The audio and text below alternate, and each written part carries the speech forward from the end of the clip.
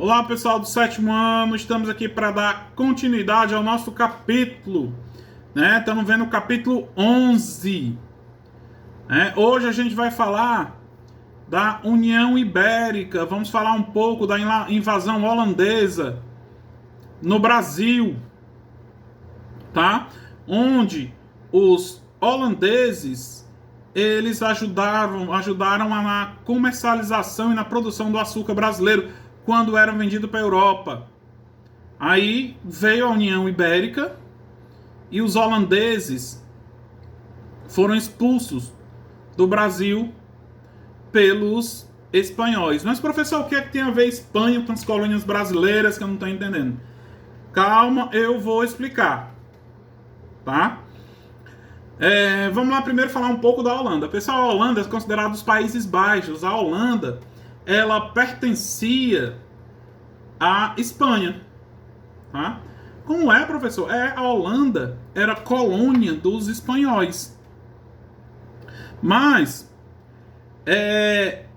os espanhóis, eles foram lá e decretaram a sua independência dos espanhóis, tá? Se separaram. A Espanha já tinha uma mágoa, né, contra os holandeses. E os holandeses tinham um comércio direto com os portugueses, como eu já falei para vocês. Eram os holandeses que eram responsáveis por comercializar os produtos, ou o açúcar brasileiro, né? Aí veio em 1579 a independência dos Países Baixos, que é a Holanda, que era a Holanda, tá? Então ela começou a comercializar tanto no norte ou no Oriente como no Ocidente. Tanto é que foi criado em 1602 a Companhia das Índias Orientais, que tinha o objetivo de fortalecer o comércio com o Oriente. E em 1621 fundaram a Companhia das Índias Ocidentais, com o mesmo objetivo, que era o quê? Desenvolver o comércio com os países do Ocidente. Aí vem o ponto X que fez com que os holandeses deixassem de comercializar o açúcar brasileiro, né? Mas tudo isso porque os holandeses quiseram? Não, foi por birra. Birra de quem? Da Espanha, né? Tudo começou com a União Ibérica. Professor, explica o que foi a União Ibérica. Pessoal, a gente sabe que, a gente vocês vão estudar em geografia, que a região onde fica Portugal e Espanha na Europa é a Península Ibérica.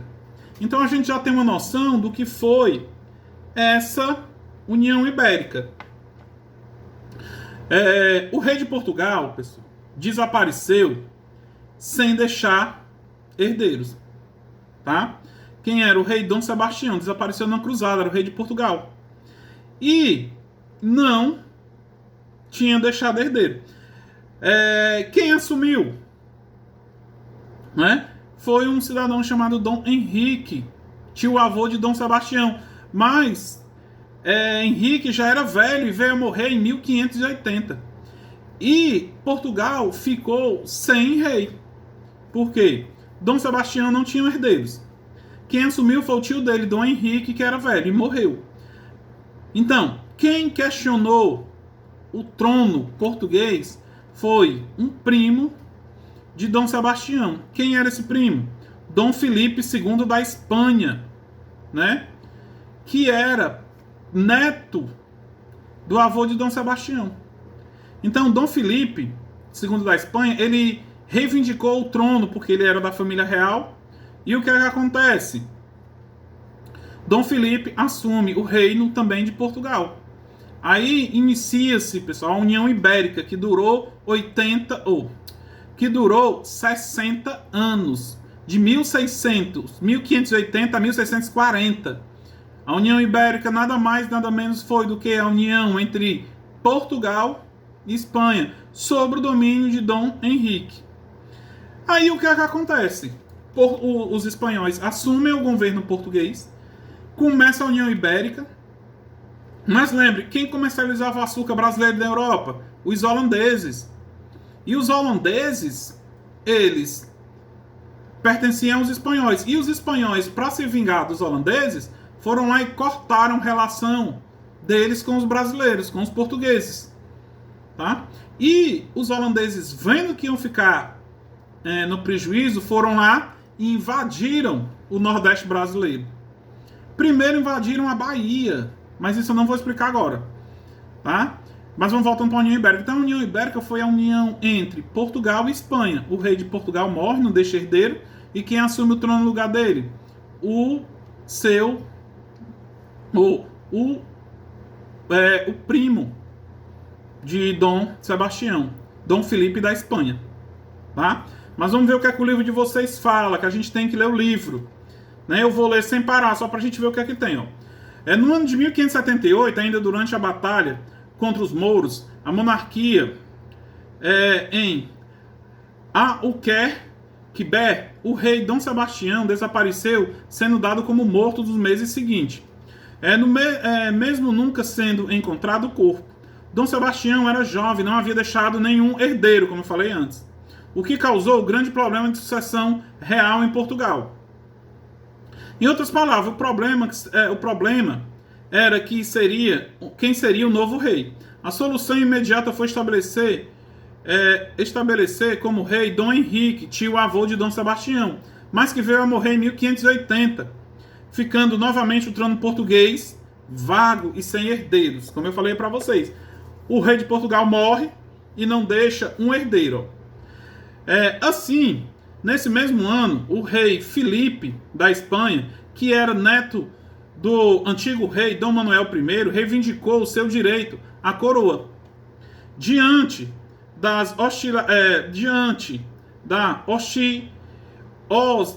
hesitação dos portugueses, ele fez ameaça contra com um poderoso exército. Quer dizer, o que acontece? Ou vocês me dão o trono, ou eu vou invadir Portugal. Né? Não havia saída. O trono foi cedido a Filipe II da Espanha, marcando assim o surgimento da União Ibérica, evento que marcou as relações políticas e econômicas na Europa, já que Portugal e Espanha eram duas grandes potências no século XVI e XVII. A unificação dessas duas nações sobre uma coroa as fortaleciam ainda mais. Como eu falei para vocês, junta-se Portugal e Espanha e forma um reino só, que é a União Ibérica, a união das coroas ibéricas, Portugal e Espanha, que, como eu já falei antes, fica na Península Ibérica, na Europa. Tá, ó. O rei Filipe II tinha dois objetivos centrais para requerer a unificação dos tronos. O primeiro era a recuperação da economia da Espanha, que havia vivido uma guerra feroz contra os mouros. O segundo era estabelecer o controle do tráfico de escravos, inclusive quanto às rotas que estavam sob o domínio dos portugueses. Como eu já falei, os portugueses começaram a ter vários lucros com a escravidão que a gente viu aula passada. Né? A escravidão dava altos lucros e os espanhóis estavam de olho nisso, porque eles já tinham gastado muito lá na guerra com os mouros. E o que acontece? Foram lá e dominaram os portugueses. Ó. As consequências dessa unificação para Portugal foram ruins e boas ao mesmo tempo.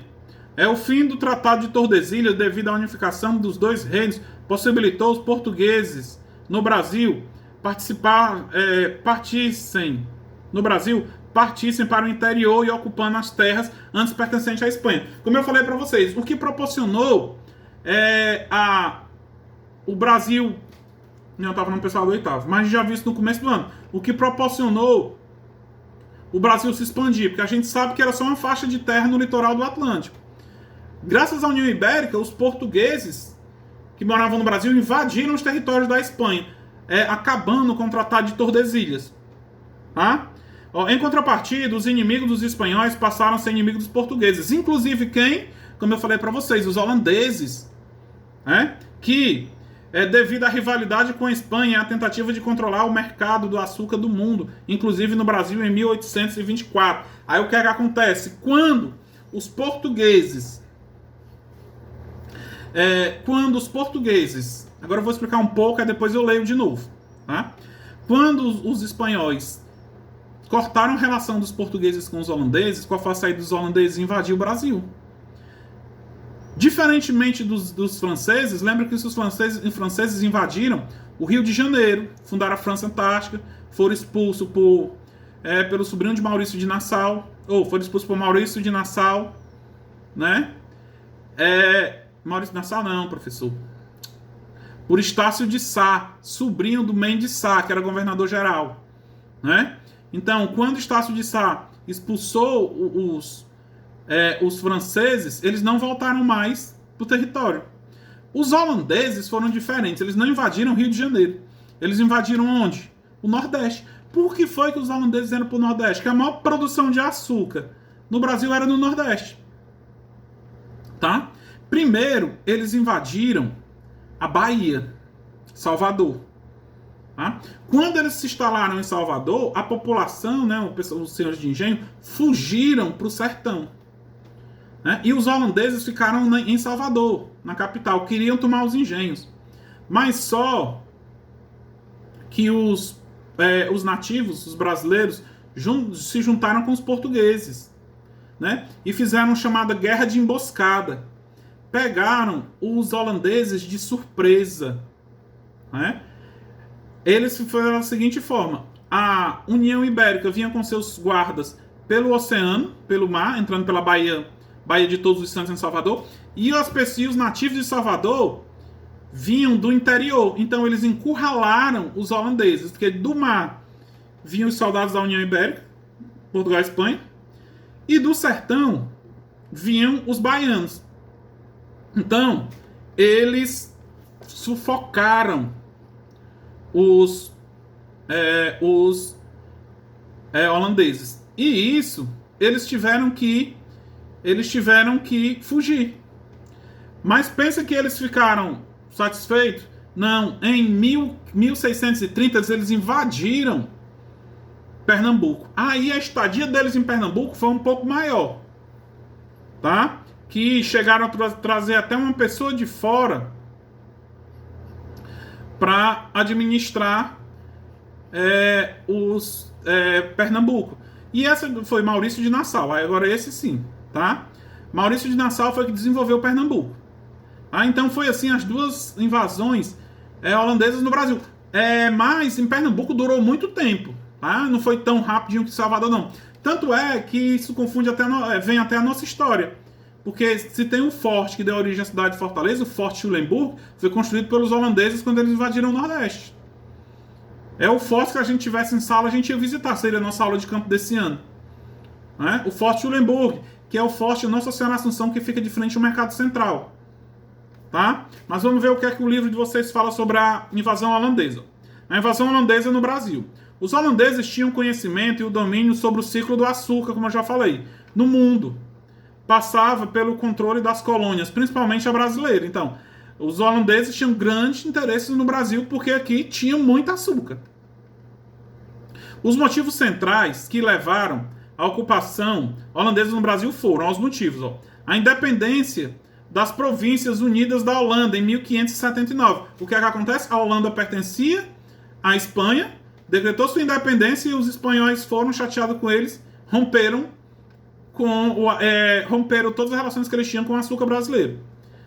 A criação das companhias das Índias Orientais e Ocidentais e Orientais, como já expliquei para vocês. A Companhia das Índias Ocidentais movimentava o açúcar no Ocidente e as Orientais movimentavam o comércio no Oriente. Principal motivo da invasão holandesa, o surgimento da União Ibérica entre Portugal e Espanha. Tá? Foi o principal motivo. Aí vem a consolidação da classe comerciante marítima e burguesa. Aí vem, grande quantidade de terras férteis para a plantação de cana-de-açúcar no Brasil e na América Central.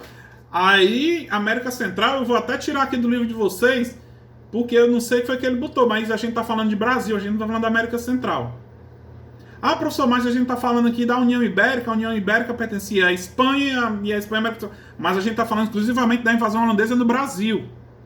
A gente vai estudar mais na frente, na próxima aula, não nessa, né, aula da semana que vem, que quando os holandeses foram expulsos do Brasil, aí sim, Aí eles foram lá para América Central, onde hoje é as Antilhas. Tá? É por isso que eu gosto de estar lendo o livro de vocês aqui, pá. Depois tem um equívocozinho desse aqui, mas é certo, foram para América Central? Foram. Mas só após que eles foram expulsos do Brasil, isso a gente vai ver em outra aula. Ó, como eu falei para vocês, a invasão holandesa no Brasil teve duas fases diferentes. A primeira durou... a primeira se deu em Salvador, em 1624, como eu já falei. Mas os holandeses foram derrotados e expulsos rapidinho.